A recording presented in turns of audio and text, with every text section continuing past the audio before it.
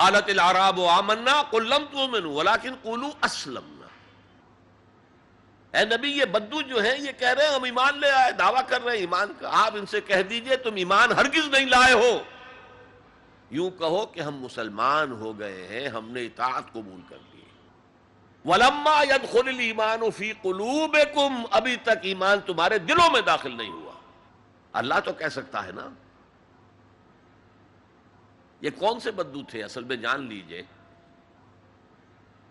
اذا جاء نصر اللہ والفتح ورأیت الناس يدخلون فی دین اللہ افواجا، جب حضور کو آخری فتح حاصل ہو گئی تو اب تمام قبیلوں نے باہم مشورہ کیا اپنی اپنی جگہ پر. It's no use resisting now, اب ہم مزید جو ہے محمد کا راستہ روک نہیں سکتے صلی اللہ علیہ وسلم، چلو چلے اور چل کر اسلام لے آئے. اب اس وقت جو اسلام لائے لوگ، ان کی تین حالتیں ہو سکتی تھی. ایک تو یہ کہ واقعی ایمان دیانت کے ساتھ، شعور کے ساتھ، خلوص کے ساتھ ایمان لائے ہو تو وہ مومن ہو گئے.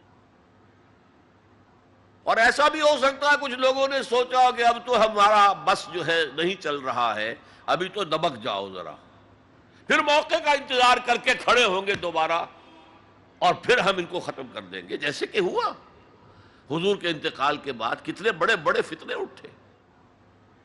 جھوٹے نبی کھڑے ہو گئے، مانعین زکوٰۃ کھڑے ہو گئے.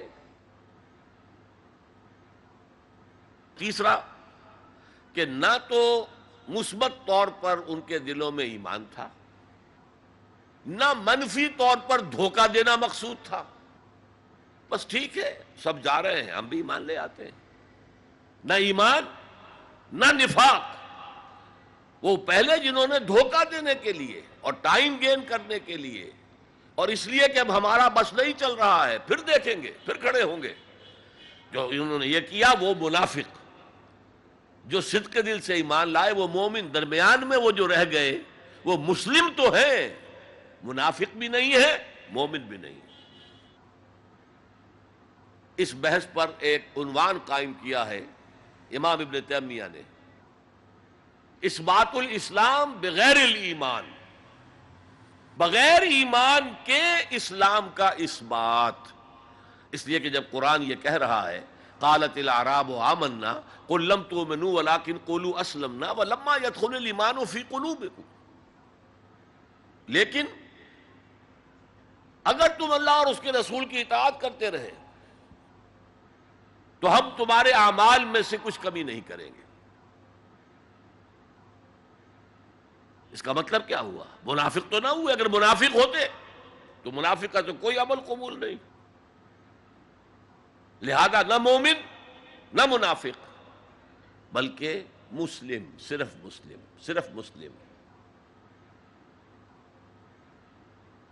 آج کے مسلمانوں کا آپ اگر جائزہ لیں، تجزیہ کریں، عظیم اکثریت 1,00,000 میں سے 99,999 اس کیٹیگری میں فال کریں گے.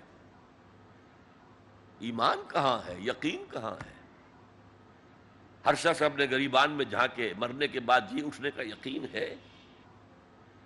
کیا یقین ہے کہ اصل زندگی آخرت کی زندگی ہے؟ وَإِنَّ دَارَ الْآخِرَةَ لَهِيَ الْحَيَوَانُ. یقین ہے؟ یقین ہے کہ یہ قرآن اللہ کا کلام ہے؟ سورہ واقعہ کی آیات. أَفَبِهَذَا الْحَدِيثِ أَنْتُمْ مُدْهِنُونَ وَتَجْعَلُونَ رِزْقَكُمْ أَنَّكُمْ تُكَذِّبُونَ. تم اپنے عمل سے قرآن کی تکذیب کر رہے ہو. کہتے تو ہو قرآن اللہ کا کلام ہے، ہمارا عقیدہ ہے. اللہ نے سود کو حرام کیا، تم سودی کاروبار کر رہے ہو. ما آمن بالقرآن من استحل محارمہ. کوئی ایمان نہیں ہے قرآن پر اس شخص کا جس نے اللہ کی حرام کردہ شے، قرآن کی حرام کردہ شے کو اپنے لیے جائز ٹھہرا لیا. تو یہ ایمان ہے اصل میں وہ شے جو دل میں داخل ہو جائے. چنانچہ یہاں تو نفی کی گئی نا اس کی. تم اپنے آپ کو مسلمان کہہ سکتے ہو، مومن نہیں کہہ سکتے. لیکن صحابہ کرام جو سچے اور پکے مومن تھے ان کے بارے میں کیا فرمایا؟ وَلَكِنَّ اللَّهَ حَبَّبَ إِلَيْكُمُ الْإِيمَانَ وَزَيَّنَهُ فِي قُلُوبِكُمْ. اللہ نے تمہارے نزدیک ایمان کو محبوب کر دیا ہے اور اسے تمہارے دلوں کے اندر کھبا دیا ہے، مزین کر دیا ہے، منور کر دیا ہے تمہارے دلوں کو۔ دل کا ایمان یہ ہے اصل ایمان۔ اور اصل ایمان کی تعریف کیا ہے پھر؟ دیکھیے کس قدر نیچرل سیکوینس ہے، منطقی بات ہے۔ یہ بدو کہہ رہے ہیں ہم ایمان لے آئے، اے نبی کہہ دیجئے تم ایمان ہرگز نہیں لائے ہو، ما آمن تم نہیں آیا ہے، لم تؤمنوا، یہ تاکید کے لیے ہوتا ہے، بہت تاکید، ہرگز ایمان نہیں لائے ہو۔ ولیکن قولوا اسلمنا، بلکہ کہو کہ ہم اسلام لے آئے ہیں، ہم نے اطاعت قبول کر دی۔ ولما يدخل الایمان فی قلوبکم، ابھی تک ایمان تمہارے دلوں میں داخل نہیں آیا۔ وَإِن تُطِيعُوا اللَّهَ وَرَسُولَهُ لَا يَلِدْكُم مِّنْ أَعْمَالِكُمْ شَيْئًا إِنَّ اللَّهَ غَفُورٌ رَحِيمٌ، اس حالت میں بھی اگر تم اللہ اور اس کے رسول کی اطاعت کرتے رہو گے تو یہ اللہ تعالیٰ چونکہ غفور اور رحیم ہے، یہ رعایت کرے گا کہ تمہارے اعمال کو تسلیم کر لے گا اور اس کے اجر سے تمہیں محروم نہیں کرے گا۔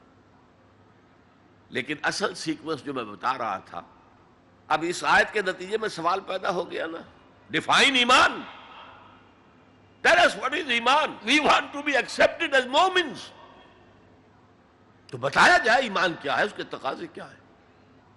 کانٹیکسٹ کے اعتبار سے یہ قرآن مجید کی اہم ترین آیت ہے ایمان کو ڈیفائن کرنے کے لیے۔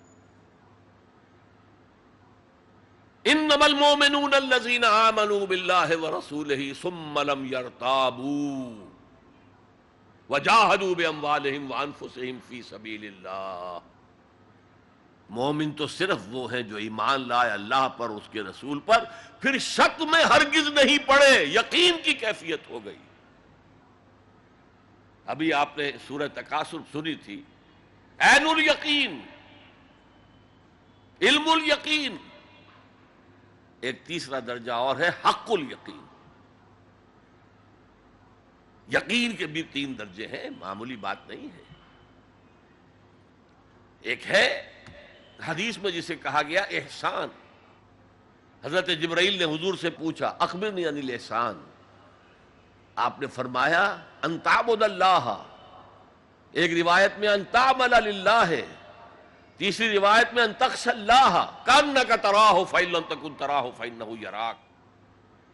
احسان یہ ہے کہ تم اللہ کی عبادت کرو یا اللہ کے لیے عمل کرو، بھاگ دوڑ کرو، یا اللہ کا خوف تمہارے دلوں میں ہو، اس طرح گویا کہ تم اللہ کو اپنی آنکھوں سے دیکھ رہے ہو۔ یہ احسان ہے، یقین کا وہ درجہ۔ تو انما المؤمنون الذین آمنوا باللہ ورسولہ ثم لم یرتابوا، پھر انہوں نے شک ہرگز نہیں کیا، وجاہدوا باموالہم وانفسہم فی سبیل اللہ، اور پھر جہاد کیا انہوں نے اپنے مالوں کے ساتھ، اپنی جانوں کے ساتھ اللہ کی راہ۔ یہ ذرا تفصیل طلب مسئلہ ہے، جہاد سے مراد کیا ہے، کسی اور موقع پر انشاءاللہ اس پر روشنی ڈالوں گا۔ لیکن اس وقت موضوع کے اعتبار سے کیا بات تھی کہ ایمان کے 2 درجے ہیں، ایک ایمان قانونی ہے جو اقرار باللسان پر مبنی ہے، ایک ایمان حقیقی ہے جو قلبی یقین سے عبارت ہے۔ اب ایک نیا مسئلہ سامنے آتا ہے، آیا اعمال ایمان کا حصہ ہیں یا ایمان پر مستزاد کوئی حقیقت ہے اعمال صالحہ؟ کیونکہ اگلی شرط کیا ہے، وَعَمِلُوا الصَّالِحَاتِ إِلَّا الَّذِينَ آمَنُوا وَعَمِلُوا الصَّالِحَاتِ۔ اب اس میں آپ کو شاید حیرت بھی ہوگی، ہمارے 2 سب سے بڑے امام اس میں بالکل متضاد آراء رکھتے ہیں۔ امام ابو حنیفہ کہتے ہیں عمل ایمان کا حصہ نہیں ہے، وہ ایک علیحدہ ایڈیشنل چیز ہے، اور وہ نہ گھٹتا ہے نہ بڑھتا ہے، ایک سٹیٹ میں رہتا ہے۔ یہ ہے رئیس الفقہاء اور سید المحدثین امام بخاری کہتے ہیں الایمان قول وعمل ویزید وینقص، ہے نا متضاد بات؟ ایمان تو قول اور عمل کے مجموعے کا نام ہے، عمل صالح ایمان کے اندر انہیرنٹلی موجود ہے، اور یہ گھٹتا بھی ہے بڑھتا بھی ہے۔ اصل میں ان دونوں میں تطبیق کیا ہے یہ سمجھ لیجئے، کوئی بھی غلط نہیں کہہ رہا۔ امام ابو حنیفہ فقیہ ہیں، ان کا ذہن قانونی ہے۔ قانونی ایمان عمل سے علیحدہ ایک شے ہے۔ گناہ کبیرہ کا مرتکب بھی کافر نہیں ہوتا، عمل علیحدہ شے ہے۔ چوری کیا ہاتھ کاٹ دو لیکن وہ کافر نہیں ہو گیا۔ شادی شدہ نے زنا کیا ہے، اس کو سٹوننگ کر کے اس کو مار دو، لیکن اس کی نماز جنازہ پڑھنی ہوگی، ہے مسلمان، کافر نہیں ہوا۔ اس اعتبار سے وہ قانونی ایمان علیحدہ ہے، عمل علیحدہ ہے، اور یہ قانونی ایمان نہ گھٹتا ہے نہ بڑھتا ہے۔ یہ تو ایک سٹیٹس ہے جو آپ کو کانسٹیٹیوشنلی لیگلی حاصل ہو گیا ہے، اس میں کوئی کمی بیشی نہیں ہوگی۔ سادہ ترین مثال یہ ہے، ایک باپ کے دو بیٹے تھے یا ہیں، ایک بڑا متقی ہے، تہجد گزار ہے، نیک ہے، عابد ہے، زاہد ہے، ایک فاسق و فاجر ہے لیکن ہے مسلمان۔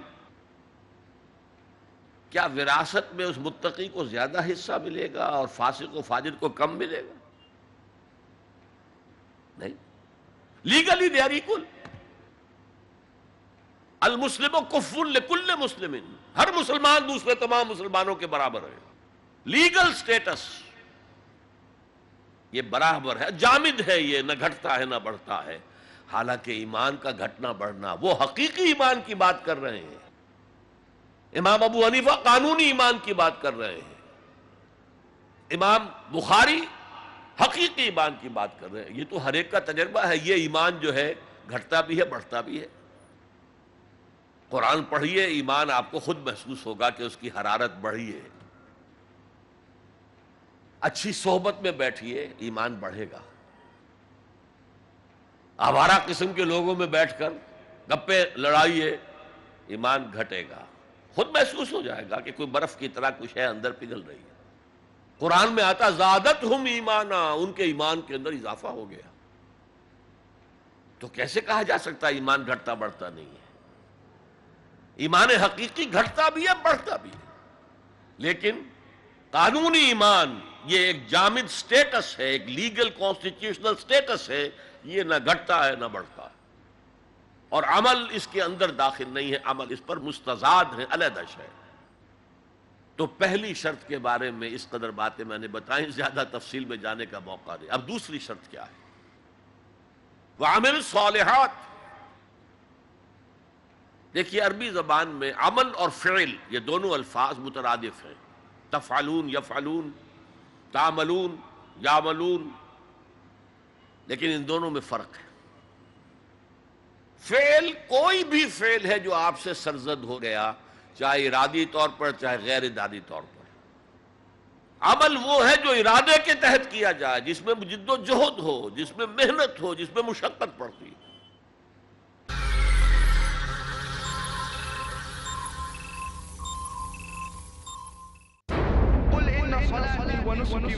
Say indeed, my prayers, my sacrifice, my life and my death are all for Allah, sustainer of the world. Ad-Da'i Dynamic. I challenge any human being to point out a single fundamental of Islam In youthful quest. Which is against humanity as a whole. Iconic, inspiring, encouraging. Don't judge Islam based on the following. Farik Naik. Judge Islam based on the authentic sources, that's the glorious Quran and the authentic Hadith. Son of the world-famous orator on Islam and comparative religion, Dr. Zakir Naik. Allah subhanahu wa ta'ala is giving us an opportunity to do a prophet job and to earn a prophet reward. A star above par in Teens Star. کل رات 8 بجے اور دوبارہ صبح 6:30 بجے India میں Peace TV وی اردو پر۔ Marriage or divorce? Islamic ruling. husband wants to give divorce, Solution or problem? Joint family system. heaven or hell? Big fatty lips have become the norm. You choose. Beauty, wealth, family status, virtue. Decide what you want. Decide your choice. Be sad or be happy. It's your choice. Join Dr. Zakir Naik in Better Half or Bitter Half ہر سنیچر رات 8 بجے اور دوبارہ صبح 10 بجے India میں Peace TV وی اردو پر. تعلیم سے کٹ جانا تہذیب سے ہٹ جانا قوموں کی تباہی کے اسباب یہی تو ہے. جن باتوں سے اللہ تعالیٰ روکتا ہے ان سے وہ باز نہیں. بنیادی اصولوں سے دوری، عمل صالح سے فرار، گمراہیوں سے نسبت. رسولوں کی دعوت کو قبول نہیں کرتے، یہ ہے تکذیب کا راستہ. شیخ حافظ صلاح الدین یوسف. اس کا نتیجہ پھر بالآخر یہ ہوتا ہے کہ تباہی ان کا مقدر بن جاتی ہے. جانیے کیسے ہو جاتی ہیں قومیں برباد جب کرتی ہیں بد عملیوں کا انتخاب. قوموں کی تباہی کے اسباب. اگلا پروگرام پیس ٹی وی اردو پر.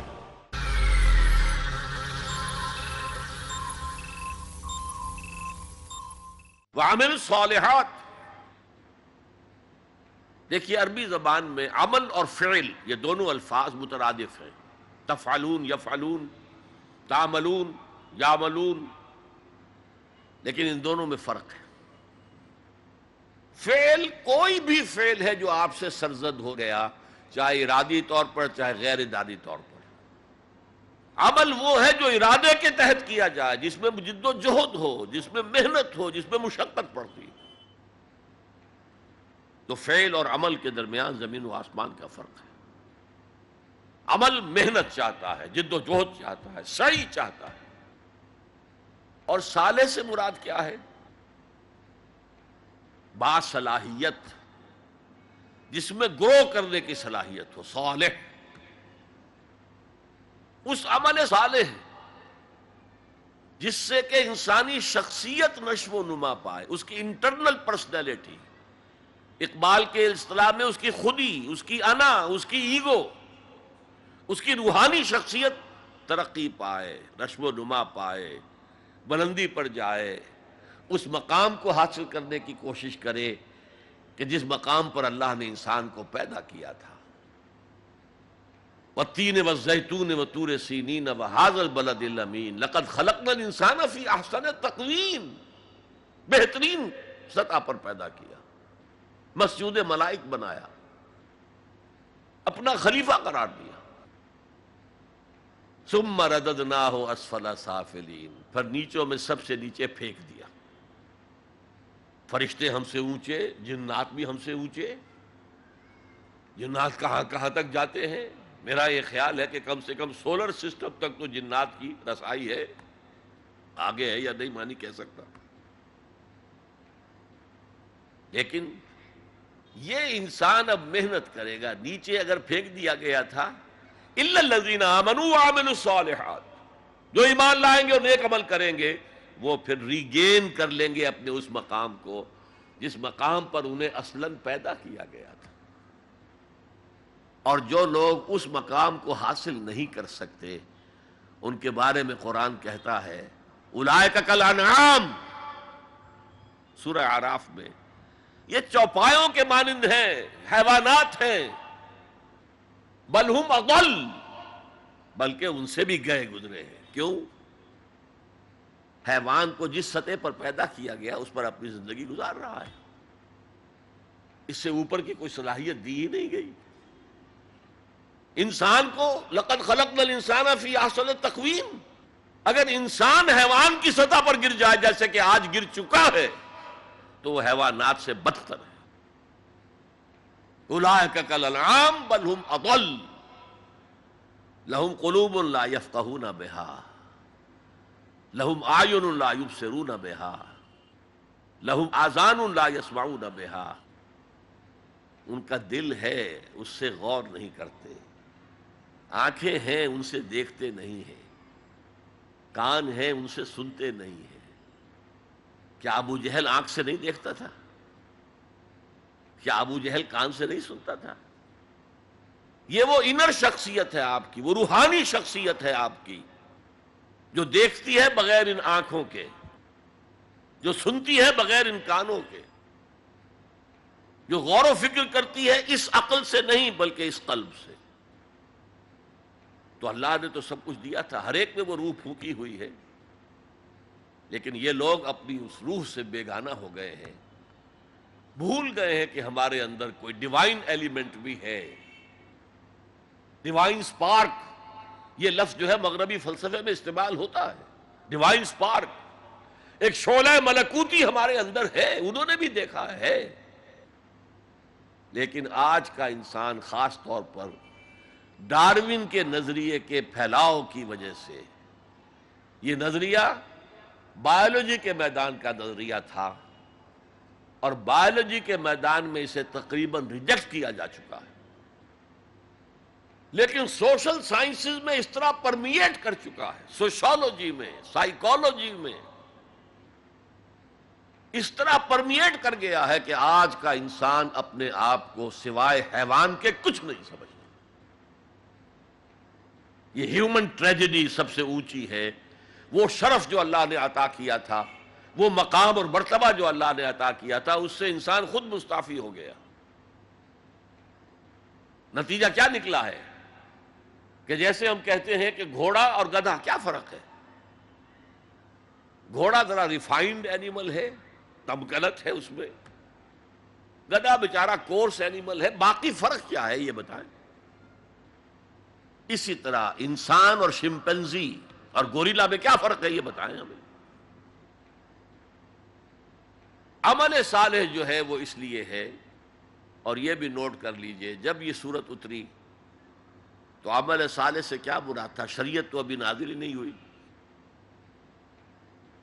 عمل صالح ایک ہی تھا، ایک ان الذین قالوا ربنا اللہ ثم استقاموا، جنہوں نے کہا ہمارا رب اللہ ہے پھر جم گئے، چاہے مارا جا رہا ہے، چاہے دہکتے ہوئے انگاروں پر لٹایا جا رہا ہے۔ خباب بن الارت رضی اللہ تعالی عنہ لوہار تھے پیشے کے اعتبار سے، بلایا گیا، حضور پر ایمان لے آئے تھے، انگارے زمین پر بچھا دیے گئے، دہکتے ہوئے انگارے، کہا اتارو کرتا، اتار دیا، لیٹ جاؤ، لیٹ گئے انگاروں کے اوپر، اس لیے کہ حضور کا حکم یہ تھا چاہے تمہارے ٹکڑے کر دیں، چاہے تمہیں بھون دیں، تم نے کوئی جوابی کارروائی نہیں کرنی۔ کفو ایدیکم، اپنے ہاتھ بندے رکھو۔ قرآن میں تو یہ کہیں جا کر سورہ نساء میں حکم آیا ہے، یہ ایک زمانہ تھا جب کہ تمہیں حکم تھا کہ اپنے ہاتھ روکے رکھو، مکے میں یہ حکم حضور نے دیا تھا، لہذا لیٹ گئے، پیٹھ کی کھال جلی، چربی پگھلی، اس سے وہ انگارے ٹھنڈے ہوئے۔ ان الذین قالوا ربنا اللہ ثم استقاموا، پھر جم گئے۔ یا صرف ایک عبادت دی گئی تھی، راتوں کو کھڑے رہا کرو، یا ایھا المزمل قم اللیل الا قلیلا نصفہ او انقص منہ قلیلا او زد علیہ ورتل القرآن ترتیلا۔ اے کمبل میں لپٹ کر لیٹنے والے صلی اللہ علیہ وسلم، کھڑے رہا کرو رات کو سوائے تھوڑے سے حصے کے، نصفہ، آدھی رات، اب انقص منہ قلیلا، یا اس میں سے کچھ کم کر لو تو ایک تہائی رات، اور زد علیہ، یا آدھی رات پر اور اضافہ کرو تو 2/3 رات، اور قرآن پڑھتے رہو پڑھتے رہو پڑھتے رہو پڑھتے رہو۔ حالانکہ قرآن کتنا نازل ہوا تھا ابھی؟ کیا یہ 30 پارے موجود تھے؟ جو چند آیتیں اتری ہیں، repeat and repeat and repeat and repeat, hammer them down into your heart and brain، یہ عبادت تھی۔ باقی نہ ابھی 5 وقتہ نماز ہے، نہ روزہ ہے، کوئی شے نہیں، نہ سود حرام ہے، نہ شراب حرام ہے۔ تو عمل الصالحات اب ہمارے سامنے جب آئیں گے تو اس کے 2 حصے ہیں، ایک بیسک ہیومن موریلٹی، وہ چیزیں جو تمام ادیان، تمام مذاہب، تمام فلسفوں کے اندر مشترک ہیں۔ جھوٹ بولنا برا ہے، سچ بولنا اچھا ہے، وعدہ پورا کرنا اچھا ہے، وعدہ خلافی کرنا برا ہے،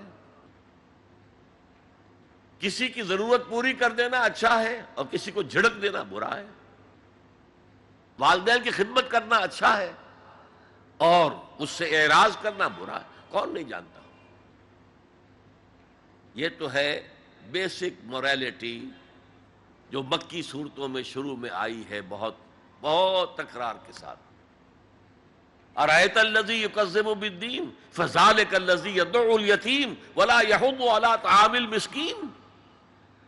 کیا تم نے دیکھا اس شخص کو جو جزا و سزا کا منکر ہے، آخرت کا منکر ہے؟ وہی تو ہے جو یتیم کو دھکے دیتا ہے اور مساکین کو کھانا خود کھلانا تو درکنار، کسی اور کو بھی کہنے کو تیار نہیں ہے کہ کھانا کھلا دو۔ پتہ نہیں پلٹ کر وہ کہہ دے تم کیوں نہیں کھلاتے۔ ویل لکل ہمزۃ لمزہ، ہلاکت ہے ہر اس شخص کے لیے جو رو در رو عیب چینی کرتا ہے یا پیچھے برائی کرتا ہے، طنز کرتا ہے۔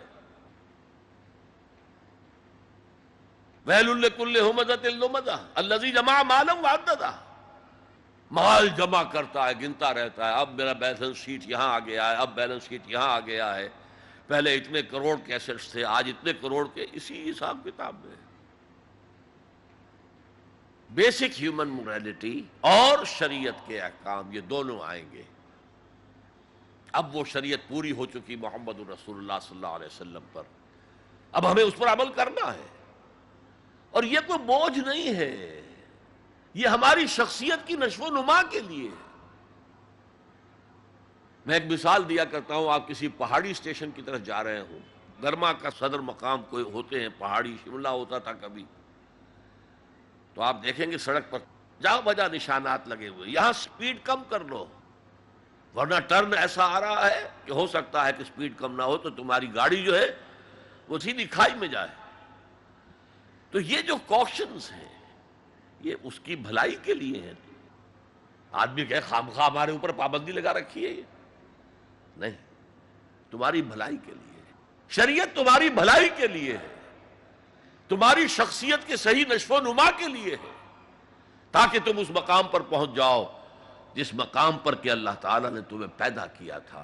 بسم اللہ الرحمن الرحیم والعصر ان